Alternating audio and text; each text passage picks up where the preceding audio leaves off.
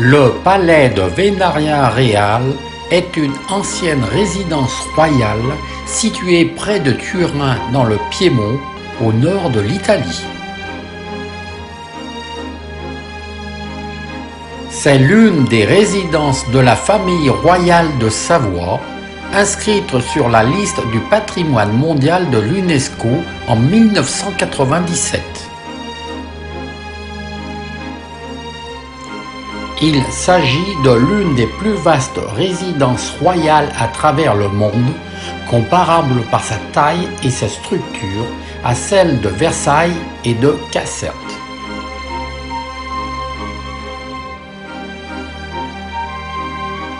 La chapelle Saint-Hubert est bâtie entre 1716 et 1729.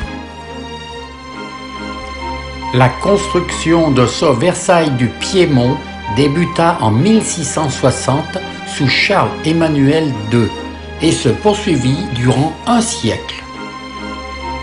Les dimensions de la grande galerie sont remarquables. Hauteur 15 mètres, largeur 12 mètres et une longueur de 80 mètres. 44 larges fenêtres et 22 œils de bœuf.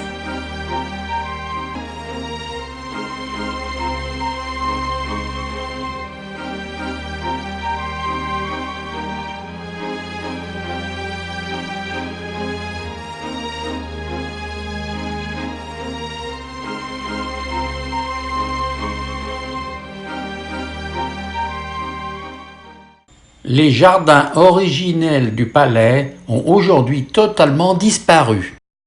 Des travaux récents ont recréé un parc dans un style moderne.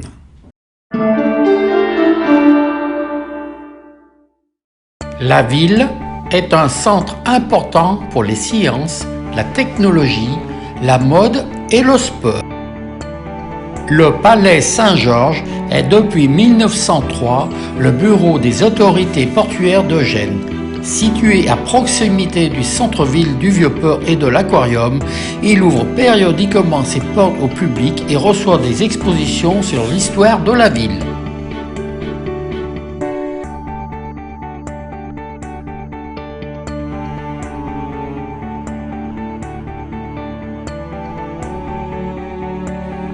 La porte Soprana est une porte monumentale du XIIe siècle. Elle était autrefois l'entrée principale dans le système de fortification génois.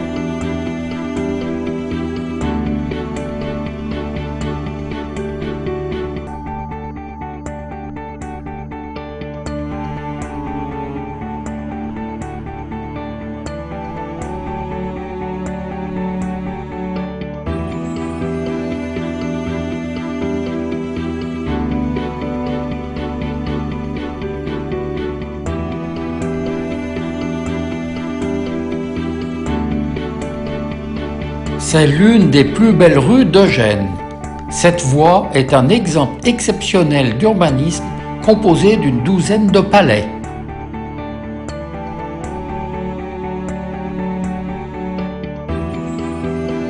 Située au cœur de la ville, la place est renommée pour sa fontaine qui a été restaurée ces dernières années.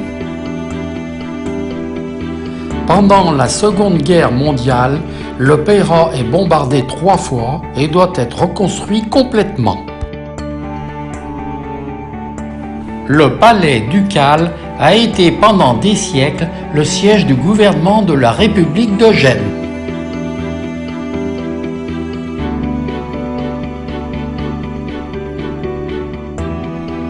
Les plus anciennes traces de sédentarisation retrouvées dans la région sont datées de l'époque néolithique au 5e millénaire avant Jésus-Christ.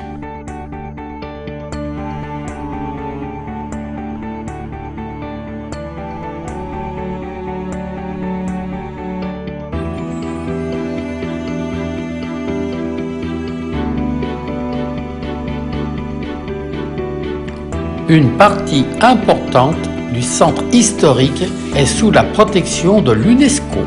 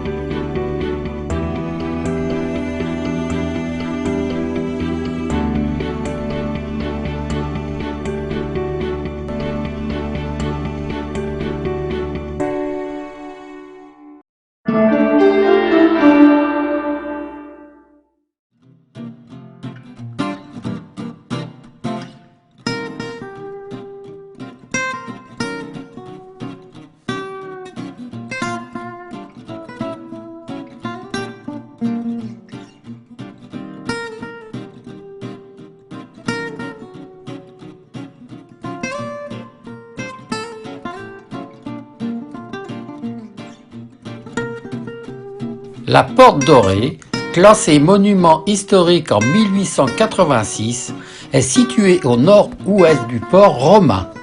Ce vestige monumental correspond à l'arche d'une salle froide des thermes. La cathédrale Sainte-Léonce est située dans le centre historique de Fréjus.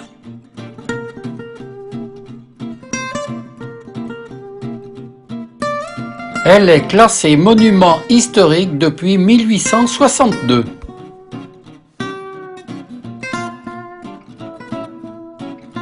Les vantaux de porte en noyer sculpté datent de 1530 et sont surmontés de fenêtres à croisées.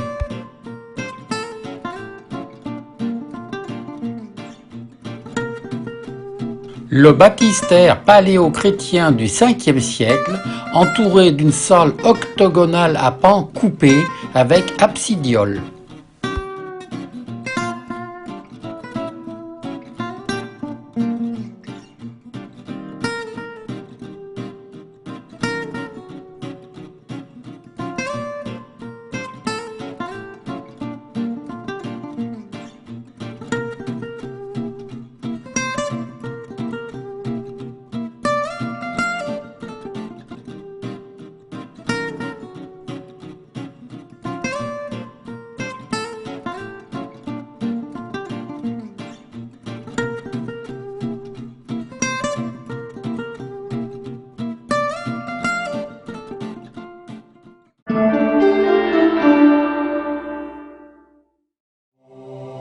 Située entre une rivière et une source, l'abbaye se cache parmi les chênes, dans un site sauvage et isolé qui s'accorde bien avec la règle austère de saint Benoît.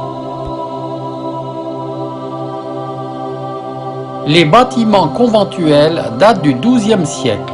C'est l'un des joyaux architecturaux de l'ordre de Cîteaux.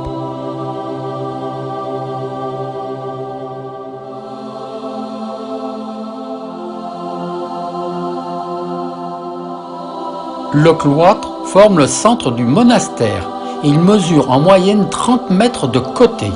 La construction commença en 1175, ce qui en fait un des plus anciens cloîtres cisterciens conservés.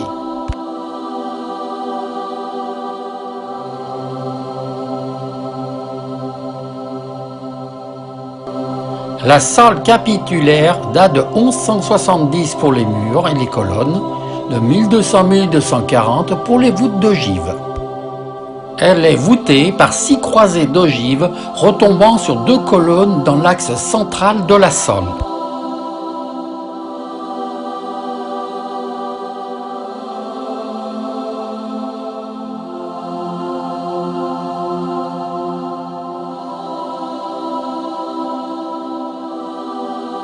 La lumière et l'ombre sont les haut-parleurs de cette architecture de vérité. Citation de Le Corbusier.